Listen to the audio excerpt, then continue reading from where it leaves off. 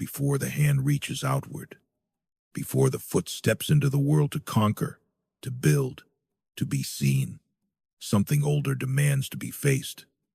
There is a silence beneath every ambition, a wound beneath every pursuit, a fortress, or the ruins of one within the psyche of every soul that dares to shape the world before knowing the terrain of their own darkness. What drives you forward? You say it is passion. You say it is a dream. But often, it is pain in disguise, the whisper of a wound still open, still bleeding beneath the armor of movement. We build outward to escape inward. We chase empires not because we are whole, but because something shattered long ago and we mistook speed for healing. There is a forgotten war within. Repression buries the bodies. Silence cements the graves. The mind has its shadows. Not all memories become stories. Some are buried, like bones beneath centuries of denial. But they speak. Oh, how they speak through the tremble in your voice. The rage that cannot find its source, the smile that doesn't quite reach the eyes. The unconscious is not silent.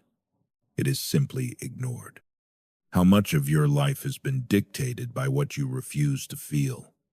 Building success before healing inside is like trying to build a skyscraper on sand. You might rise high at first, but without dealing with your inner pain, everything can collapse. Think about someone who pushes hard to achieve career success while ignoring their mental health. Eventually, the pressure becomes too much. The child who learned to stay silent when their soul cried out. The adolescent who found safety in detachment. The adult who learned to smile while dying inside. They all live in you. Still, waiting. And so we move not forward, but in circles, repeating, reacting, rewinding. Life becomes a ritual of avoidance. Intimacy feels like danger. Stillness like threat. The silence of the night becomes unbearable because it echoes the silence of childhood. But you cannot kill the past by ignoring it. You can only make it your master. There is no peace without confrontation, no freedom without dissent. To heal, you must face what's buried deep inside you. It's like looking into a mirror and facing all your fears, not turning away from the pain you've been avoiding. It's about confronting the old wounds that shape who you are today and understanding what's been holding you back. Your unconscious mind isn't some mysterious force. It's simply the part of you that holds your deepest truths. It's shaped by everything you've experienced, even the things you've forgotten. And it's the foundation of so much of what you do, feel, and think often without you even realizing it. Have you ever wondered why you sabotage the very things you want? Why the love you crave terrifies you? Why peace feels foreign, while chaos feels like home? These are not coincidences. They are signposts. The psyche does not forget. It encodes. And what is resilience, if not the courage to remain conscious when everything inside you begs to sleep?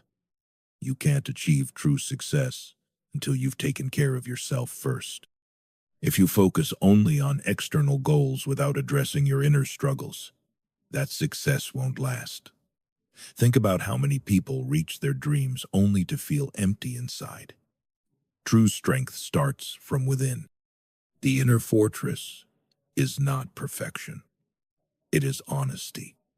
It is the raw, unfiltered acceptance of your wounds, your contradictions, your unheroic truths. It is standing in the ruins of your denial and choosing not to run, to hold yourself. Not the image, not the performance, but the flawed, frightened, grieving self. This is the genesis of real strength. We are not born fragmented, but we become so. Traumas divide us. Expectations fracture us. Shame silences the most authentic parts of our being. And so we exile ourselves from ourselves. We become strangers in our own lives. What the world calls success often masks a deeper failure, the failure to know oneself, to integrate, to come home. You do not need more goals. You need fewer lies, less avoidance, fewer masks, more truth. What if everything you're chasing is not a dream, but a distraction? The outer empire can wait. The world can wait, but your unconscious will not. It has waited long enough. There is a fortress to rebuild, stone by stone, truth by truth, not with ambition, but with attention, not with conquest, but with confrontation, not with force, but with feeling. This is not weakness. This is the source of all real power. The self, undivided. The psyche, unmasked. The heart, unhidden. Build the inner fortress before you chase the outer empire. We were not meant to survive unscathed. The psyche scars as the body does not visibly, but intricately, not loudly, but permanently. Somewhere along the corridor of childhood, we learned to build walls, not to house the soul, but to protect it.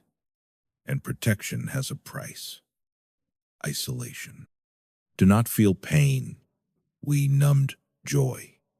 To not be abandoned, we abandoned first. We armored the spirit so thoroughly that not even our own truth could reach us anymore. Defense becomes identity. And so, the fortress once meant to keep the terror out becomes the place we can no longer leave. The walls become mirrors, and the mirrors lie. We stare into them, mistaking the reflection for the self, rehearsing roles until the mask adheres like skin. And beneath it all, something howls, not with sound that would be too easy. It howls with forgetting, with fatigue, with the ache that has no wound to point to. It howls in the tremor before sleep, in the quiet after the applause, in the ache of having everything and feeling nothing. The psyche survives not through victory, but through compromise. The cost of safety is always a severance. To dissociate is to survive with silence. It is to cut away the unbearable and let the body walk on. But the cut parts do not die. They wait, they distort, they become symptom, shadow, dream. The symptom is a monument to the unbearable. Anxiety, depression, compulsion. They are not enemies. They are encrypted truths, letters written in the language of the unconscious, waiting to be read not as problems but as messages. You are not broken. You are bearing the weight of the unspoken. And what is a fortress that keeps out feeling? It is not strength. It is anesthesia. And to live anesthetized is to bury not only suffering, but desire. The libido dies in captivity, not just sexual desire, but the will to create, to risk, to become. We forget this. The unconscious does not want comfort. It wants coherence. To be coherent means to be in pieces and still tell the truth. But coherence cannot be achieved through denial. The mind demands honesty. If it cannot have it in the light, it will scream for it in the dark. This is why so many wake up in the middle of the night with terror. This is why so many fear stillness.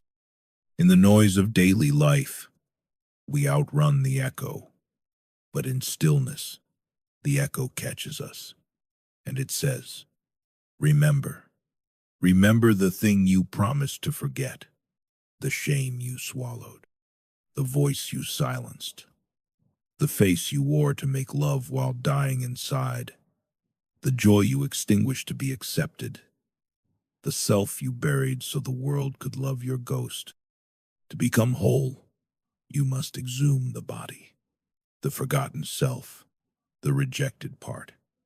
Integration isn't about becoming someone new, it's about bringing all the parts of yourself back together. It's about grieving the time you spent pretending to be someone you're not, and accepting that all the parts of you, even the broken ones, are worth embracing. There is a madness in healing, not the chaos of breakdown, but the disruption of all false order.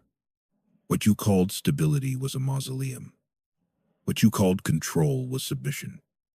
What you called strength was silence and shackles. You must let it fall, all of it, the persona, the lie, the armor, because beneath it there is someone ancient, not wounded but waiting, not broken but hidden, not passive but powerful. But this encounter cannot be hurried. The unconscious opens like a wound, not a window. It must be approached with reverence and ruthlessness. Reverence for its mystery, ruthlessness for the lies it has housed. And make no mistake, the unconscious will test you. It will not give up its secrets easily. It has been silenced for too long.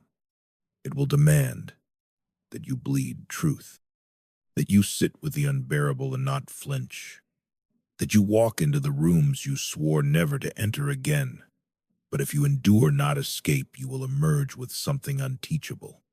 Depth, not charisma, not charm, not achievement. Depth. And depth terrifies the world, because depth does not perform. It does not seduce. It confronts. It undoes. It exposes. But it also liberates. A person who has faced their own unconscious cannot be owned, cannot be manipulated, cannot be seduced by illusions, because they have met the darkest part of themselves and did not die. This is what it means to build the inner fortress, not to protect the ego, but to house the truth of who you are, when no one is looking, when the applause fades, when the mask dissolves. To build the inner fortress is to renounce all false empires, the empire of image, of control, of pleasing, of hiding, and to sit in the ruins of what was never real until something real begins to speak. It will speak slowly, quietly, but it will be your voice, and this time you will listen. What if the thing inside you that sabotages your joy isn't a flaw, but a fidelity, a loyalty, not to your future, but to a wound so ancient, so formative, that to betray it feels like death? This is the secret the psyche guards like a jealous god, that much of our suffering is not accidental. It is chosen, not consciously. No, the conscious mind recoils from pain, but the unconscious, it remembers pain as home. It knows suffering as structure. And so we return to it, again and again. We call it self-sabotage, but the truth is darker, more faithful. We return to what hurt us not because we want pain, but because the pain shaped us. It gave us form. And what is form, if not identity? To heal is to dissolve. To change is to risk disintegration. And the ego would rather bleed in familiar ways than risk the terror of transformation.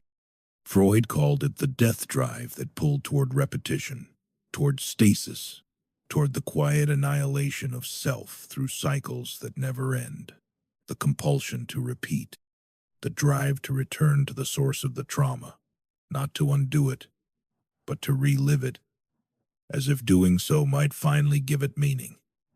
You think you want peace, but part of you craves collapse. Because in collapse you don't have to pretend. Because in collapse the burden of performance disappears. Because in collapse you get to be raw again, real again, helpless but honest. This is why so many people live just at the edge of burnout, at the brink of ruin. They do not want to fall, but they want, more than anything, for something to make them stop climbing. No one teaches us how to rest. We are praised for endurance, for pushing through, for ignoring the signal, for making ourselves machine. But even machines break, and when they do, no one blames the steel. You are not meant to be efficient. You are meant to be whole. But wholeness is slow, and the modern psyche, addicted to speed, to stimulus, to survival, has lost its tolerance for slowness. Healing requires slowness. Slowness demands presence, and presence exposes pain. So we resist. We keep busy. We stay loud. We use noise as anesthesia, movement as evasion. Even spirituality becomes performance, a new persona draped over the same old avoidance. But the unconscious is not fooled. It watches. It waits. And when your defenses are weakest, when you are alone, exhausted, staring at the ceiling in the dark, it whispers, "Come back. Come back to what was left behind. Come back to what was never spoken. Come back to the moment your voice fractured. Come back to the place where you split in two, the self that survived and the self that was sacrificed." Because here is the truth the world cannot bear. Some part of you died so the rest of you could live. This is not metaphor. This is not drama. This is fact. The psyche amputates. Not flesh, but feeling. Not limbs, but longing. And every amputation leaves a ghost. So you chase success, but it never satisfies. Because the one who would have rejoiced in it is gone. You pursue love, but it never feels safe. Because the one who would have trusted it is buried. You chase visibility, but feel unseen. Because the one who needed to be witnessed was silenced long ago. This is not failure. This is fragmentation. And healing is not growth. It is recovery. Not the upward arc of progress, but the downward plunge into the shadow. Not becoming something new, but remembering what you were before the forgetting and the shadow. The real shadow is not darkness. It is truth. The truth you repressed to be good. The truth you denied to be accepted. The truth you traded for love, for approval, for survival. To face it is terrifying, because to face it means to reckon with the fact that much of your life has been architecture for avoidance. But to not face it is worse, because to not face it is to remain haunted by dreams that go unlived, by needs that turn to neuroses, by love that hardens into defense. There is no way out but through. You must enter the wound. You must sit with the child you once were, not as a therapist, not as a fixer, not even as a parent, but as a witness. Let them rage. Let them weep. Let them name what you refuse to feel. And you, the adult, you must not turn away, must not rationalize, must not shame, because this, finally, is what they have always needed. Not advice, not analysis, not platitudes. Only this, presence. Unflinching, radical presence. And when you do this not once, but again and again, something begins to shift. The death drive weakens, not because it disappears, but because it is no longer alone. It has been seen. And the unconscious, like every exile, only wants to come home. You will not be the same. Not if you do this honestly. Not if you truly listen to the voice beneath the symptom, the emotion behind the persona, the memory behind the mood. You wanted healing to be gentle, but healing is not gentle. Healing is revolt. It is the uprising of everything you pushed below, the unloved, the ungrieved, the unspoken, demanding to breathe. You wanted clarity. What you got was chaos. Good. Chaos means the false order is collapsing. Chaos means the mask is cracking. To integrate is not to fix. It is not to repair a broken machine. To integrate is to gather the scattered selves, the orphaned voices, the repressed instincts, the censored truths, and allow them to speak again. Every time you abandoned a truth to survive, you left behind a part of your soul. These parts did not disappear. They became symptoms. They became patterns. They became your silent theology, the way you came to believe the world works. You learned that love must be earned, that need is weakness, that vulnerability is danger. You did not learn these things in words. You learned them in glances, withheld, in affection turned conditional, in silence that screamed louder than rage. And so you split, one self to be loved, another to carry the truth. Now they must meet. You cannot integrate what you do not welcome. You cannot welcome what you still judge. So, the rageful child, the needy adolescent, the manipulative, attention-seeking, terrified parts of you, they are not enemies. They are not sins. They are survivors. They learned how to exist when existence offered no safety. They deserve reverence, not rejection. The part of you that lies learned it had to.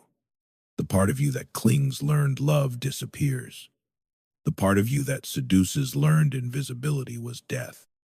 And the part of you that distrusts even joy learned it was dangerous to hope. These are not pathologies. These are adaptations. But they have outlived their time. They are ruins now, and ruins are sacred. Walk through them slowly. Let your fingers touch the stone. Let your tears fall where you once fell silent. This is not regression. This is return.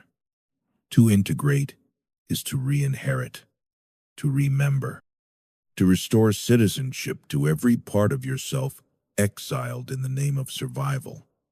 The psyche is not linear. It is a house with many rooms. Some have been locked for years. Integration is not knocking politely. It is breaking the lock, lighting a candle, letting the dust rise and the memories speak. Some rooms will smell of grief, others of rage, others still of the sweetness. You forgot the laughter that once flowed freely, the wonder that was not yet poisoned by vigilance. You will feel all of it. That is how you know it is working. You are thawing. Integration does not mean you will never suffer again. It means your suffering will no longer be silent. It will have shape. It will have context. It will no longer be a ghost dragging you through life. It will be a voice you sit with at the table. To integrate is to stop hiding from yourself. It is to let your contradictions breathe, to let your doubts speak, to let the soul exist without supervision. And yes, you will lose things.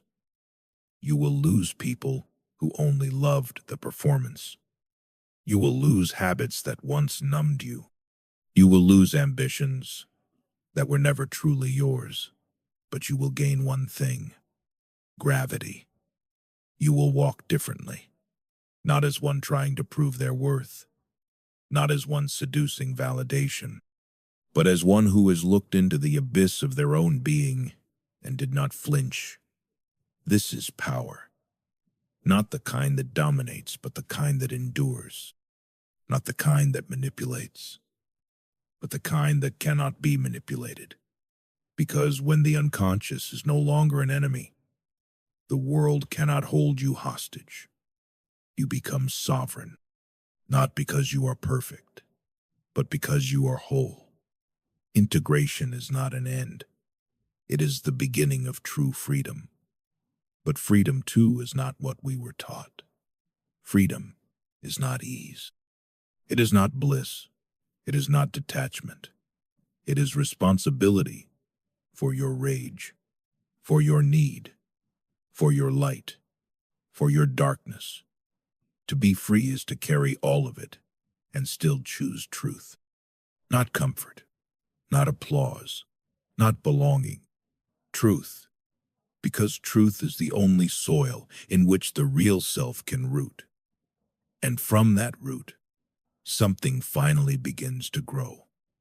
Not the empire of ambition, not the mask of the high-functioning wounded, but something quieter, more dangerous, more alive, the self undivided.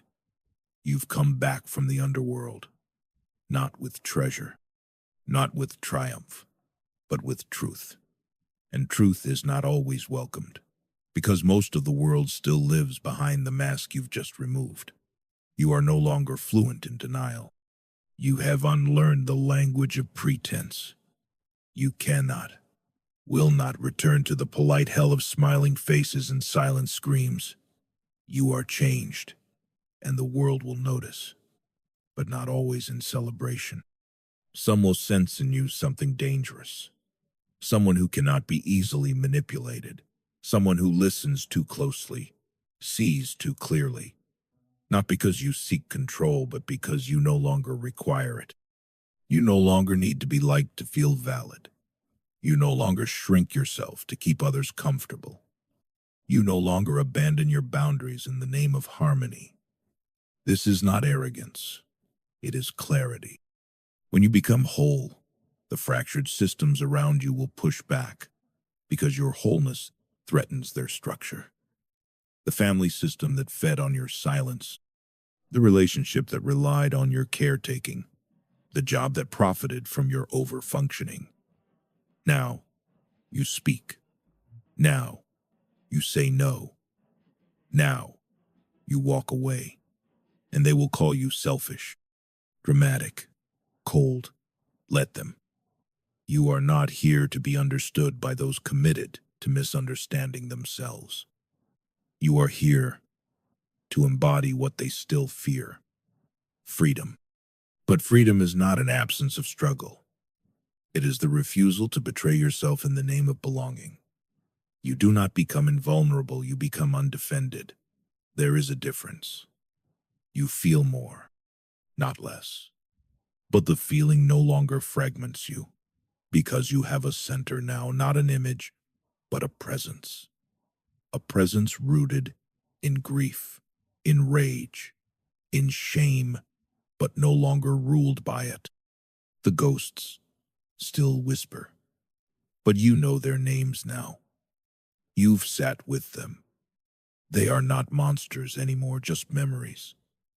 You are not triggered in the same way, not because the world has changed, but because you no longer abandon yourself in response to it. This is power, not dominance, not performance, just presence.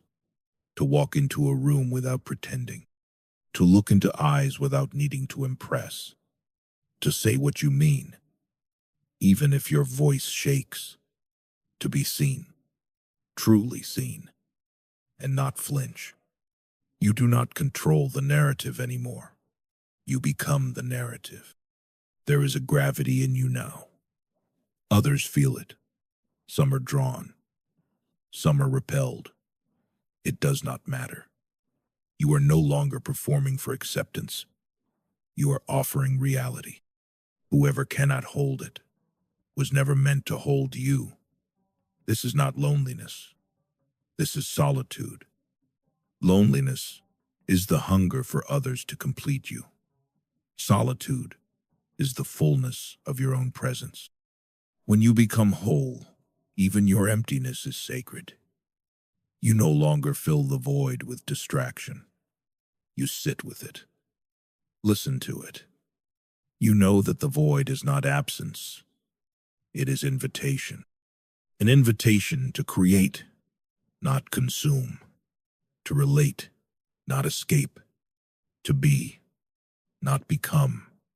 You move differently now, not faster, not more efficiently, more honestly. You no longer chase time. You inhabit it. And the work, whatever it may be, becomes different.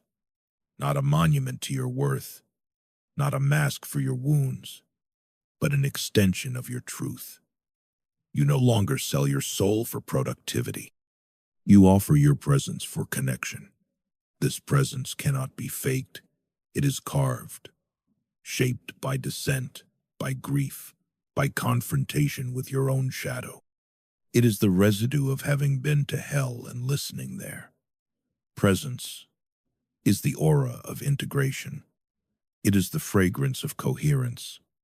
It is what remains when the persona dissolves. And it is rare, which is why the world aches for it and fears it.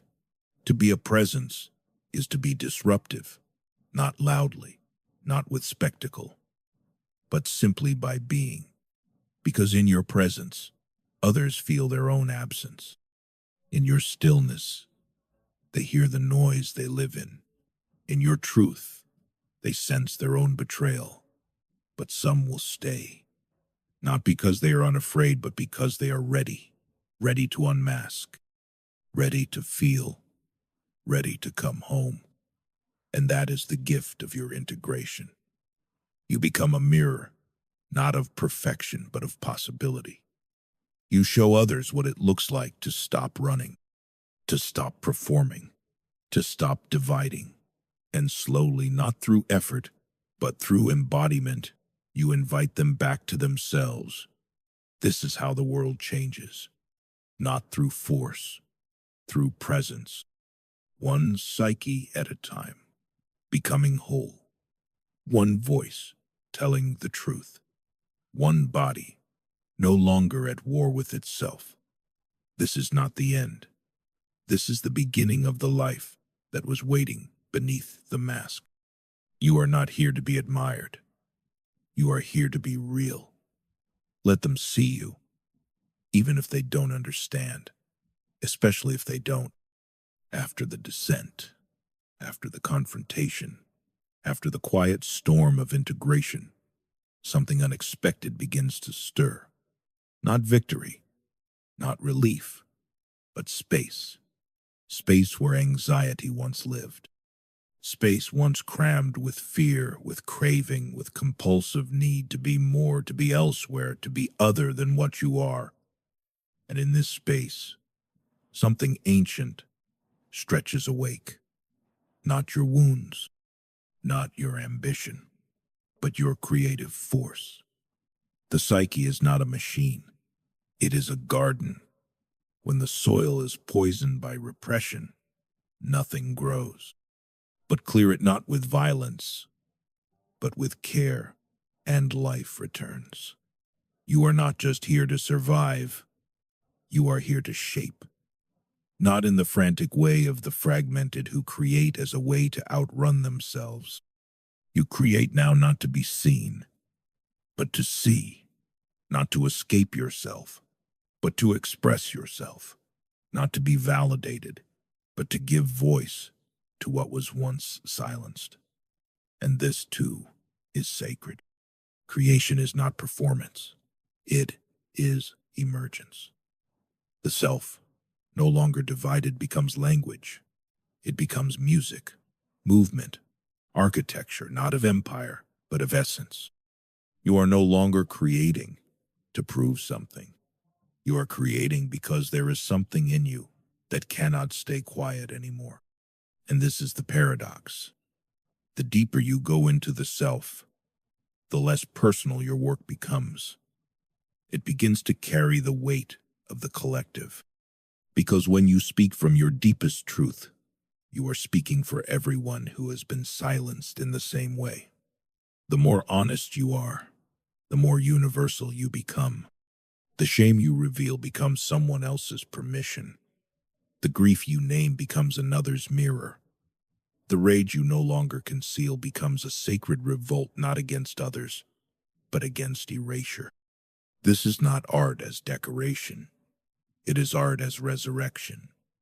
You are no longer molding the world in your image. You are letting the truth shape you. And through you, the world bends slightly, quietly, towards something more real. You are not here to master the world. You are here to meet it, fully, openly, without pretense. From this place, power changes shape. No longer the will to dominate. Now, the willingness to participate, to engage without losing yourself, to offer without collapsing, to be intimate without invasion, to be clear without cruelty. This is the creative self, not bound by outcome, not trapped by identity, not seduced by applause. It is fluid, fierce, free, and it does not need to be understood, only expressed. Because creation, at this depth, is not about art alone. It is about living in a way that makes room for everything you are and everything you are becoming. You speak with fewer words. You listen more closely. You move with purpose, but without urgency. You no longer chase experiences. You invite them. And if they do not come, you remain whole because you are not a seeker anymore. You are a source, and sources do not perform. They flow. This is the subtle, terrifying beauty of a coherent self. It cannot be controlled, not even by you. You no longer operate from strategy. You respond from center. This confuses people. They will ask, "What are you doing? Why did you stop chasing that goal? Why did you walk away from that person, that title, that spotlight?" And you will answer, perhaps without words, because it no longer serves the truth I carry, because it cost me pieces of myself I am no longer willing to lose, because what I am building now cannot be seen with eyes trained only on achievement. What you are building now is sacred. It is invisible at first. It does not live in resumes or social media feeds. It lives in your body, in your tone, in the way you hold eye contact without flinching. It lives in the way you create silence in rooms filled with noise. It lives in the decisions you make when no one is watching. And over time, it becomes visible, not as empire, as field. A field where others can rest, where truth is safe, where presence is real. You become not a product but a place, a refuge, a reminder, a signal that it is possible to live without splitting, to feel without fleeing, to create without contorting. This is not an idea. This is a revolution, and it begins, as it always must, inside. You thought healing would end. It doesn't. You thought integration would complete you. It doesn't. Not because it failed, but because life doesn't ask for a single transformation. It asks for thousands. Over and over, you will be pulled back into old reflexes, back into ancient fears, back into the voices you thought were gone, the ones that say you are too much, too broken, too slow, too strange. You will hear them again, but something is different now. You are not them. You are not what they say. You are the one who hears them and stays. This is the quiet triumph, not the absence of pain, but the presence that no longer abandons itself in pain's presence. The world still rewards the mask, the grind, the role, but you have tasted something else. A life that does not rush, a mind that does not perform, a body that no longer apologizes for existing. And you know now that no empire, no accolade, no performance, no approval will ever give you what presence gives you. So you return to the fortress. Not the stone walls of defense, but the hearth of coherence. You light the fire again. You sit with your thoughts again. You make room again for silence, for grief, for stillness. You remember that the inner fortress is not a destination. It is a practice. It is the ritual of self-return, of staying soft when it would be easier to harden, of telling the truth when it would be easier to disappear, of living aligned when it would be easier to perform. And you will forget. Of course you will forget. You will fall asleep to yourself, sometimes for days. But now, you wake up faster. You know the signs, the way your body tightens, the way your breath grows shallow, the way the old hunger returns not for food or sex or success, but for absence. The urge to vanish, you feel it, and you stay, you breathe. You remember, there is nothing to chase. There is only this moment, this choice, to be here with yourself. Again, you become loyal not to patterns, but to presence. And this loyalty becomes your strength, not armor, not domination, but devotion to truth, to stillness, to feeling everything without becoming it, to being everything without explaining it. And this is the final paradox. When you stop chasing the outer empire, you become unshakable within yourself. The world may still fall apart, but you no longer do, because your home is no longer out there. Your home is here, in the body that once betrayed you and now holds your breath with reverence, in the mind that once attacked you and now speaks with clarity, in the heart that once hid and now beats with nothing to prove. This is not victory. This is return. The long, slow return to the self. Beneath every mask, beneath every adaptation, beneath every silence you once mistook for safety. You are not perfect. You are whole. And in a world built on fracture, that is the most radical thing you can be. So when the noise rises again, and it will remember this, build the inner fortress again and again before you chase the outer empire. And eventually, you will no longer need to chase anything at all because you are already home.